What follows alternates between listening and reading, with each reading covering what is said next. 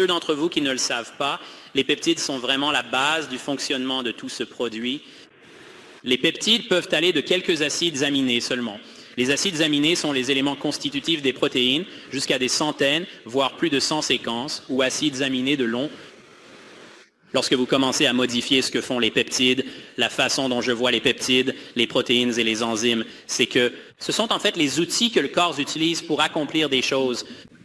Et ce que vous observez lorsque vous utilisez ces patchs, c'est la manifestation de ces protéines qui agissent à l'intérieur du corps. Et une partie de ce que, finalement, là, parce que j'ai une histoire similaire à la sienne, j'étais très sceptique. Renita n'arrêtait pas de me harceler au téléphone et je lui en suis reconnaissant.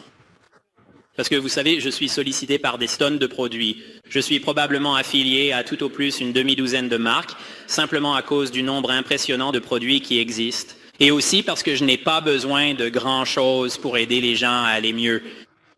Donc, avec les peptides, la façon dont ces peptides fonctionnent, en tout cas en ce qui concerne particulièrement le X39 et le X49, c'est qu'ils prennent le cuivre libre présent dans votre corps, dans vos tissus et dans votre circulation sanguine, et ils le mettent au travail en lui faisant accomplir ce qu'il est censé faire dans le GHK et l'AHK. Les peptides, c'est de là que provient la cicatrisation des plaies.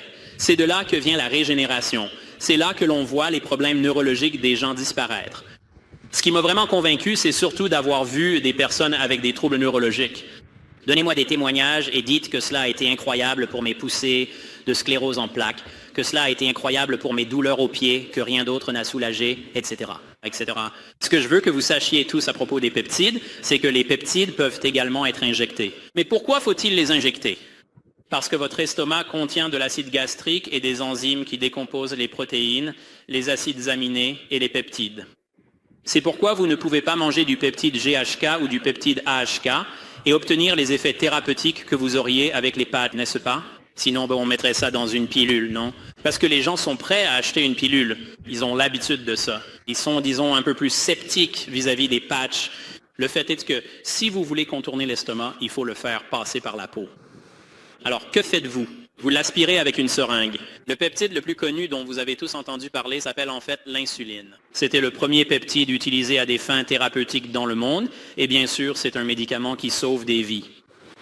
Mais maintenant, on utilise de plus en plus de peptides. Le monde de l'anti-âge et de la médecine régénérative explose littéralement avec ces peptides.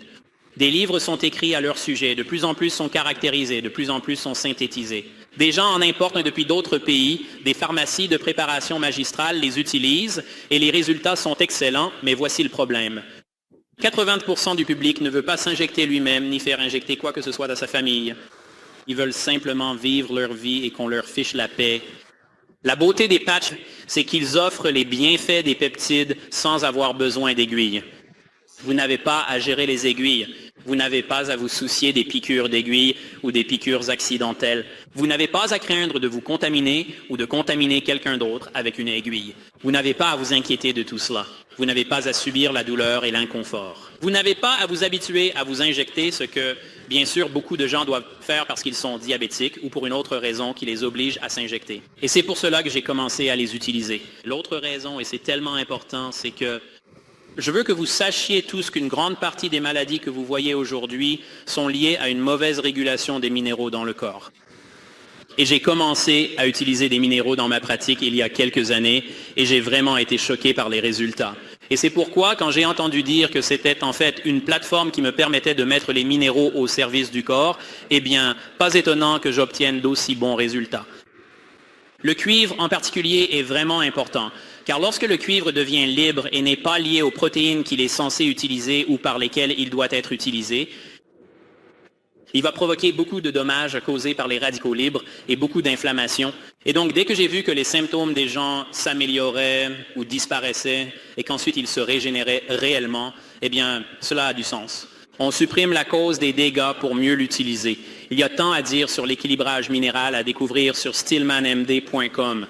C'est de Stillman exactement comme son nom l'indique. Maryland, comme dans Médecin, ouais.